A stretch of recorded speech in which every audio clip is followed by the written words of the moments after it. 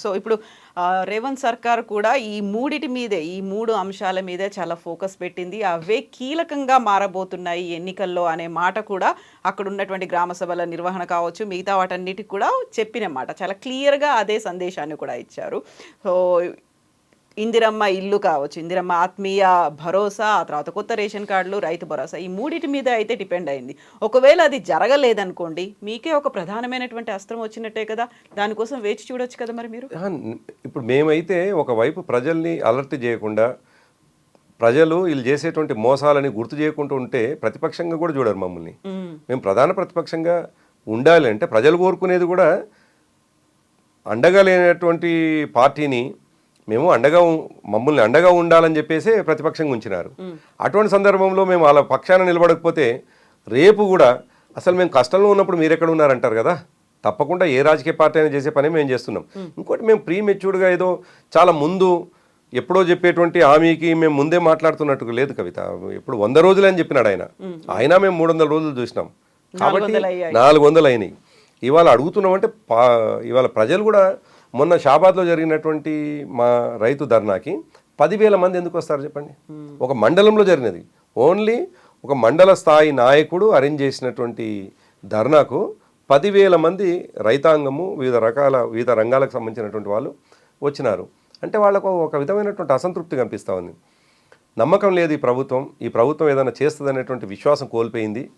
వాళ్ళు ఆడంబరాలు అట్టహాసాలు తప్ప ఇచ్చేటువంటి హామీలు కేవలం పత్రికలకే పరిమితమవుతాయి తప్ప ఇవి అమలు కావు అనేటువంటి భయము, ఒక విధమైనటువంటి అసహనం ప్రజల్లో ఇప్పుడు చాలా స్పష్టంగా కనిపిస్తూ ఉంది. సరే, ఎన్నికలు వచ్చినాడు, తప్పకుండా ఆ ఫలితాన్ని మేము చూస్తాం, దాంట్లో ఎట్లాంటి అనుమానం లేదు.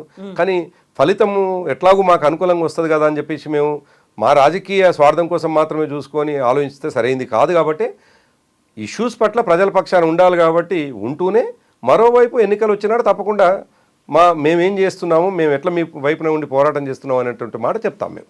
సో ఈసారి స్థానిక సంస్థల ఎన్నికల్లో బీఆర్ఎస్ వైపు ఉన్నారా, వాళ్ళు రియలైజ్ అయిపోయారు అంతా మీ వైపే ఉంటుందని ఒక పాజిటివ్గా కనిపిస్తోందా మీకు? తప్పకుండా. ఎందుకంటే ఇప్పటికే సరే ఒక పార్టీ అన్నప్పుడు మాకేవో మెజర్మెంట్స్ ఉంటాయి, సర్వేలు కావచ్చు, క్యాలిక్యులేషన్స్ ఉంటాయి.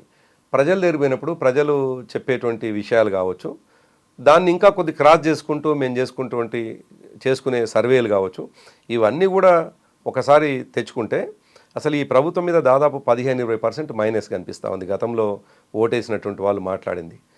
ఈనాటికి ఇప్పటికిప్పుడు మళ్ళీ ఎన్నికలు వస్తే ఒకవేళ ఎన్నికలు వస్తే 100 సీట్లు గెలిచేటువంటి పరిస్థితి బీఆర్ఎస్ పార్టీకి ఉన్నది. 119 అంత వెక్స్ అయి ఉన్నారు, అంత బాధతో ఉన్నారు ప్రజలు. ఎందుకు చేసుకున్నాం, ఎటువంటి తప్పు ఎందుకు చేసుకున్నాం.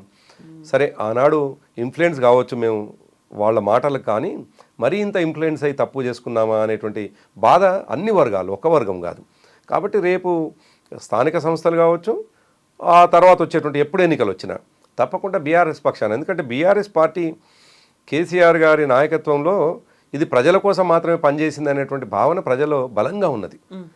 ఎప్పుడు చేసినా ఇష్యూ బేస్డ్గా మాత్రమే వీళ్ళు ముందుకెళ్ళినారు, రాజకీయాల కోసం పనిచేయలేదు అనేటువంటి ఉంది. కాబట్టి తప్పకుండా ఎప్పుడు ఎన్నికలు వచ్చినాయి, ఎందుకంటే ఇప్పుడు వచ్చినటువంటి సర్వేలు మేము ఇంటర్నల్గా చేసుకున్న సర్వేలో దాదాపుగా చాలా బెటర్గా, అసలు నేను చెప్పలేనంత, ఊహించలేనంత సర్వే ఫలితాలు వస్తూ ఉన్నాయి. కాబట్టి తప్పకుండా ప్రజలు మేము చేసిన గత పనికి, ఉద్యమంలో ఉన్నటువంటి కృతజ్ఞత, 10 సంవత్సరాల పనిలో మా పట్ల ఉన్నటువంటి ప్రేమ, ఇప్పుడు ప్రజల పక్షాన మేము ఎట్లా కొట్లాడుతున్నాం, ఇవన్నీ కూడబలుకుంటే తప్పకుండా మా పక్షాన ఉంటారనేటువంటి విశ్వాసం మాకున్నది.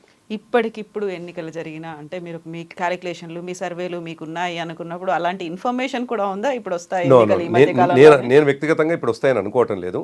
జనరల్గా మనం ఒక నానుడిలాగా మాట్లాడుతుంటాం కదా, ఇప్పటికీ ఎన్నికలు వస్తాయి అనేటువంటిది, అంతే తప్ప నేను వస్తాయని నేనేం భావించడం లేదు.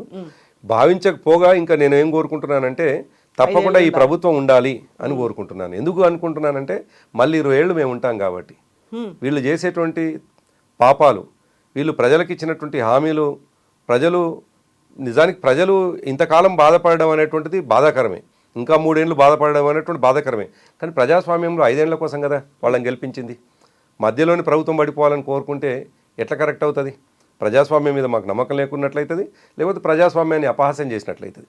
కాబట్టి తప్పకుండా ఈ ప్రభుత్వం ఇంకా 3 సంవత్సరాల 9 నెలలు 10 నెలలు ఉండాల్సిందే, ఉండాలని కోరుకుంటున్నాం. కానీ ఒకవేళ ఎన్నికలు వస్తాయి అనేటువంటి మాట అన్నాం. అయితే ఇది ఇన్ఫర్మేషన్ తోటో మరో మాటతో మాట్లాడలేదు. జనరల్గా ఎన్నికలు వస్తే ఏంది పరిస్థితి అనేది ఎప్పటికప్పుడు చర్చ మద్దతు మీ వైపు ఉంది అనే ఉంది అనేది confidence. ఇప్పటికి మాకు అనిపిస్తున్నటువంటిది.